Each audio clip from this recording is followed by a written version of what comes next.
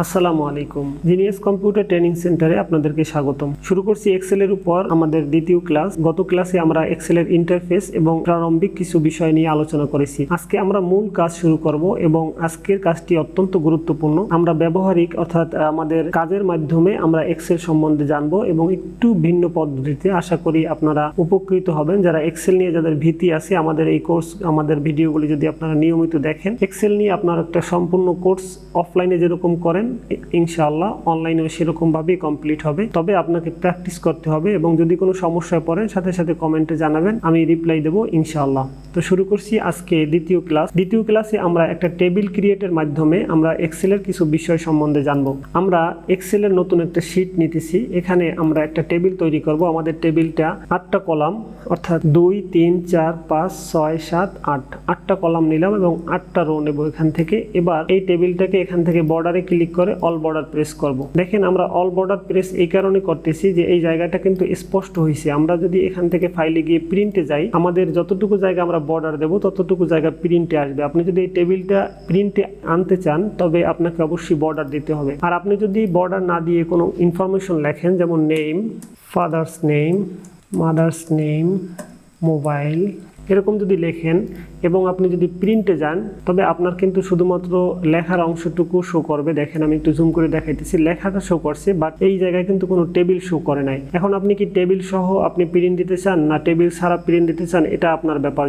যদি আমরা এক্সেলের টেবিল সহ প্রিন্ট দিতে চাই তবে আমাদেরকে অবশ্যই বর্ডার দিয়ে নিতে হবে। এই জন্য আমরা প্রথমেই একটা টেবিল তৈরি করা আপনাদেরকে দেখাইতেছি এবং টেবিলের ভিতরকার কাজগুলির সাথে সাথে আমরা শিখবো কিভাবে মাইক্রোসফট এক্সেলে আমরা কাজ করতে পারি। তো টেবিল ক্রিয়েট করার পর আমরা প্রথম লাইনটাকে মার্জ সেল করব, অর্থাৎ এই সেলগুলিকে একত্রিত করব। আমরা একটু জুম করতেছি এই জায়গাটা। তো এখানে দেখেন অনেকগুলি সেল আছে, 8টা সেল আছে। এই 8টা সেলকে, তার আগে একটু বলি যে সেল কাকে বলে। রো কলাম দ্বারা সৃষ্ট প্রত্যেকটা ঘর এক একটা সেল, যেমন এই একটা সেল, এই একটা সেল, এই একটা সেল, এবং প্রত্যেকটা সেলের একটা নাম্বার আছে। এখানে D4 হলো এই সেলের নাম্বার। দেখেন এখানে নেম বক্সের ভিতর শো করছে D4। তো এইখানে যদি আমি ক্লিক করি, এটা হলো H10, এখানে শো করতেছে H10। তো আমরা এই সবগুলি সেল একসাথে সিলেক্ট করলাম। মাউসের বাম বাটনে চেপে ধরে আপনি যদি এরকম টান দেন সবগুলি সিলেক্ট হবে। এছাড়াও কিবোর্ড থেকে শিফট বাটন চেপে ধরে রাইট অ্যারোতে যদি আপনি ক্লিক করেন এভাবেও সিলেক্ট করা যাবে। এবার এখানে একটা অপশন আছে মার্জ অ্যান্ড সেন্টার, অর্থাৎ মার্জ সেলও হবে সেন্টারও হবে। আমরা এখানে যদি ক্লিক করি দেখেন আমাদের সম্পূর্ণ সেলগুলি একটি সেলে রূপান্তরিত হয়েছে। এবার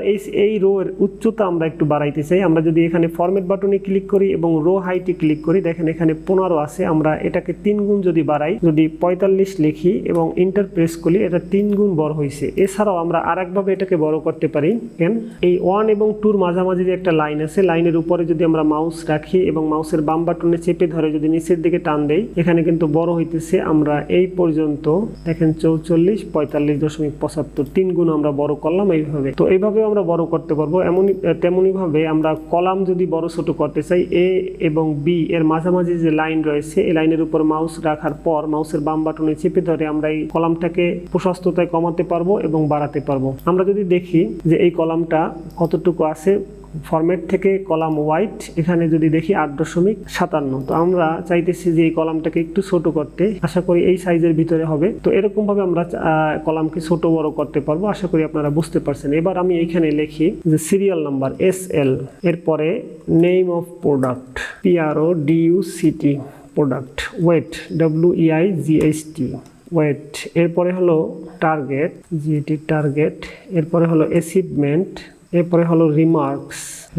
দেখেন এই দুইটা ঘর আমি বাদ দিছি এই কারণে। এবার দেখেন একটা বিষয় যে SL এর এই সিরিয়াল নাম্বারের ঘরটা আমার এই কলামটা কিন্তু প্রশস্ততায় কমানো প্রয়োজন। এখন আমি ম্যানুয়ালি এরকম কমাইতে পারি, তবে একটা সহজ মাধ্যম হলো যে এই লাইনের উপরে যদি আপনি ডাবল ক্লিক করেন, ওর যতটুকু জায়গা লাগবে ততটুকু নিয়ে নেবে। এবার নেম অফ প্রোডাক্টের ঘরটায় কিন্তু আমার একটু জায়গা বেশি দরকার। এবার আমি যদি এখানে মাউস রেখে ডাবল ক্লিক করি, এটা কিন্তু কলামটা যতটুকু প্রয়োজন ততটুকু চওড়া হয়েছে। এবার যদি ওয়েটের ঘরটা এরকম ক্লিক করি, একটু চিকন হইলো।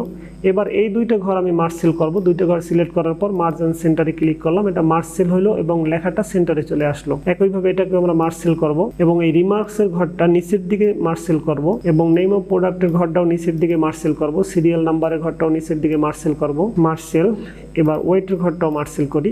বাকি রইল টার্গেট এবং অ্যাচিভমেন্ট। এই দুই ঘরে আমরা লিখব আমরা প্রথমে লিখব কোয়ান্টিটি, এরপর হলো ভ্যালু, VALUE ভ্যালু।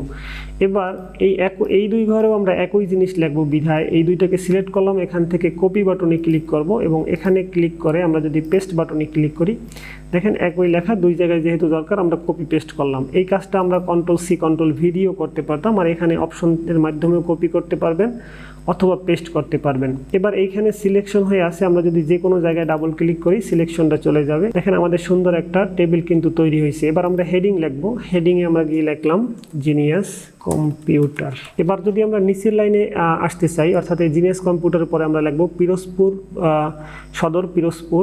তবে ইন্টার প্রেস করলে দেখেন আমার সেল পয়েন্টার, অর্থাৎ আমার এই যে পয়েন্টারটা আছে, এই পয়েন্টার যেখানে আমি ক্লিক করি একটা পয়েন্টার আছে এখানে যে এই বক্সের মতো, এবং এই পয়েন্টারটা কিন্তু একদম নিচের সেলে চলে আসছে। তো আমরা যদি এখান থেকে নিচে লিখতে চাই এক লাইন পরে, আমাদের কি করতে হবে, কিবোর্ড থেকে আলট্রা বাটন চেপে ধরে এরপর ইন্টার দিতে হবে, তবে নিচে জায়গা আসবে। এবার আমি লিখলাম পিরোজপুর, সদর পিরোজপুর।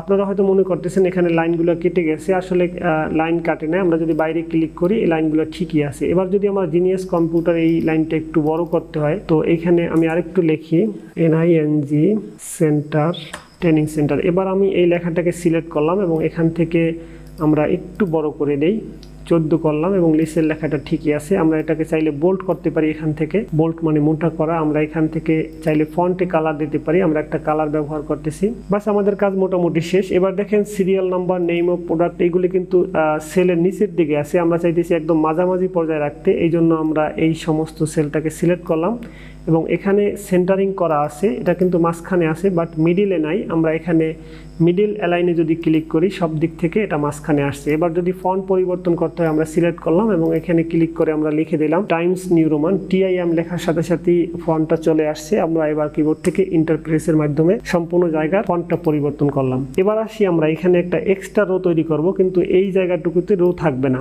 আমরা এই জায়গাটুকু সিলেক্ট করলাম এবং এখানে বর্ডারে গিয়ে অল বর্ডারে ক্লিক করলাম, দেখেন এক্সট্রা একটা রো তৈরি হয়েছে। আমরা এখানে টোটাল সাব টোটাল লিখতে পারি। এইবার যদি আমরা প্রিন্টে যাই, ফাইল এবং প্রিন্ট বাটনে ক্লিক করি, দেখেন আমার একটা সুন্দর টেবিল তৈরি হয়েছে, বাট এটা কিন্তু বাম সাইডে আছে পেজের। আমরা যদি এটাকে ঠিক মাঝখানে নিতে চাই, আমাদের জন্য একটা কাজ করতে হবে, পেজ সেটআপে ক্লিক করার পর এখান থেকে মার্জিনে ক্লিক করার পর এখানে হরিজন্টালি অর্থাৎ আড়াআড়ি ভাবে এটা মাঝখানে আসবে। এবার যদি ওকে প্রেস করি, দেখেন টেবিলটা মাঝখানে আসছে। তো এইরকম ভাবে আমরা এক্সেলে টেবিল তৈরি করতে পারি, এক্সেলে আমাদের কাজগুলি সহজভাবে করতে পারি। আজকে আমরা যে বিষয়গুলি শিখলাম এই বিষয়ে যদি আমরা একটু রিভাইজ করি, যে আমরা কি কি কাজ করলাম, মার্সেলের কাজ শিখলাম, আমরা সেন্টারিং কিভাবে করে, ডানে বামে মাঝখানে কিভাবে নেয় এবং মিডিল আর সেন্টারের মধ্যে পার্থক্য কি এই বিষয়টা শিখলাম। ফন্টে কালার দেওয়ার জন্য আমরা এই অপশনটা ব্যবহার করব। ফন্ট সিলেক্ট করার পরে আমরা এখান থেকে ফন্টে কালার দিতে পারবো। আমরা এই যে দুইটা অপশন আছে, বড় একটা এ একটু বড় এবং একটা এ ছোট। বড় যেটা এটা থেকে ফন্ট সাইজ বড় করে, এটার নাম হলো ইনক্রিজ ফন্ট সাইজ, এবং যে ছোট এটা থেকে ফন্ট সাইজ ছোট করে। এই কাজটা আমরা আরো একভাবে করতে পারি, যেমন এখানে ক্লিক করার মাধ্যমে ফন্ট সাইজ বড় ছোট করা যাবে। আর এটা হলো ফন্ট মানে হলো ডিজাইন, এখানে কয়েকশো ফন্ট এমনিতেই থাকে, আপনি চাইলে ইন্টারনেট থেকে আরো সুন্দর সুন্দর ফন্ট ডাউনলোড করতে পারবেন। তো আমরা টাইমস নিউ রোমান ইংলিশের যে কমন একটা ফন্ট আছে এটা ব্যবহার করছি, এবং এখানে হলো কপি আর এটা হলো কাট এবং কপির মধ্যে পার্থক্য হলো আপনি যদি কোনো কিছু কাট করেন এবং অন্য জায়গায় নিয়ে যদি পেস্ট করেন, তবে আগের জায়গায় ওই লেখাটা অথবা ওই যে ডকুমেন্টের তথ্যটা ওখানে থাকবে না। আর যদি আপনি এই কাজটা কপি করলে সিলেক্ট করার পর কপি করলে এবং পেস্ট করলে আপনার আগের জায়গায় কিন্তু লেখাটা থাকবে। কাটের অপর নাম হলো মুভ। তো এই কাজগুলি আমরা কিবোর্ড শর্টকাটের মাধ্যমে কিভাবে করতে পারি, দেখেন পেস্টের উপরে মাউস রাখলে লেখা আসে Ctrl+V, কপির উপরে মাউস রাখলে লেখা আসে Ctrl+C, কাট করার জন্য Ctrl+X, bold Ctrl+B, Ctrl+I, Ctrl+U, underline. যদি আমরা আন্ডারলাইন দিতে চাই কোনো জায়গায়, সিলেক্ট করার পর এখান থেকে আমরা আন্ডারলাইন দিতে পারবো, আন্ডারলাইনের কালার পরিবর্তন করতে পারবো, এখান থেকে ডবল আন্ডারলাইন দিতে পারবো। এরপরে আমরা এখান থেকে আবার ক্লিক করলে আন্ডারলাইন চলে যাবে, বোল্টে ক্লিক করলে বোল্ট থেকে রেগুলার যে ফন্ট আছে এই ফন্ট আসবে। এবং আমরা যে কোনো লেখাকে মাঝখানে নেওয়ার জন্য ডাবল ক্লিক করব না, ডাবল ক্লিক করলে কিন্তু এই অপশনগুলো দেখেন ডিঅ্যাক্টিভ হয়ে গেছে। আমরা শুধু একটা ক্লিক করব, এবার আমরা সেন্টারে নিতে পারি, ডানে বামে নিতে পারি। যেমন এই লেখাটা দেখেন এখান থেকে ডানে বামে মাঝখানে নেওয়া যাবে, এবং এখানে যদি আমি ক্লিক করি এটা সেন্টারিং সব দিক থেকে মিডিলে আসবে।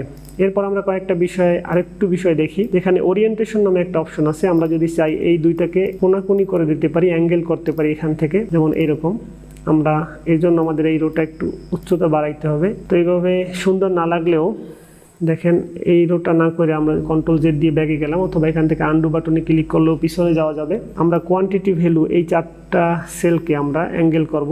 4টা সেল সিলেক্ট করলাম এবং এখান থেকে অ্যাঙ্গেলে ক্লিক করলাম এবং এই কলামটাকে আমরা একটু যদি বৃদ্ধি করে দেই, দেখেন অ্যাঙ্গেল হইলো। তো এইভাবে আমরা অ্যাঙ্গেল চাইলে করতে পারি। আমরা ছোটবেলায় যেরকম শনিবার রবিবার লিখে কোনাকুনি লিখে আমরা রুটিন তৈরি করতাম, ঠিক এরকমই কাজ। এরপরে ওরাপ টেক্সট একটা অপশন আছে, আমরা এই অপশনের মাধ্যমে আজকের কাজটা শেষ করব। ওরাপ টেক্সটের কাজ হলো আপনার লেখা যদি লিখতে লিখতে সেল ওভার হয় এবং আপনি যদি চান যে এই একই সেলের ভিতরে আপনার লেখাটা নিয়ে আসবেন, তবে প্রথম সেল যে সেল থেকে লেখা শুরু করেছেন ওই সেলের উপরে ক্লিক করার পর ওরাপ টেক্সটে যদি ক্লিক করেন, এখানে কিন্তু একটা সেলের ভিতর চলে আসছে। আমরা আরেকটা জিনিস যদি দেখি, আমরা যদি এক্সেলে কোনো জায়গায় 01 লিখি, যেমন সিরিয়াল নাম্বার দেবো, এবার ইন্টার প্রেস করার সাথে সাথে দেখেন 0 কিন্তু চলে গেছে। কিন্তু আপনি যদি এক্সেলের কোনো জায়গায় 0 সহ নিতে চান, তবে আপনাকে যতটুকু জায়গা 0 সহ আপনি নাম্বার দিবেন, ততটুকু জায়গা সিলেক্ট করার পর এই যে জেনারেল লেখা আছে এর ডান পাশে ড্রপ ডাউন মেনুতে ক্লিক করার পর নিচের দিকে মাউসের চাকা অর্থাৎ মাউস স্ক্রল করবেন, এরপর টেক্সটের উপরে ক্লিক করবেন। এবার এই জায়গায় কিন্তু আপনি 01 লিখলে থাকবে, 01, 02,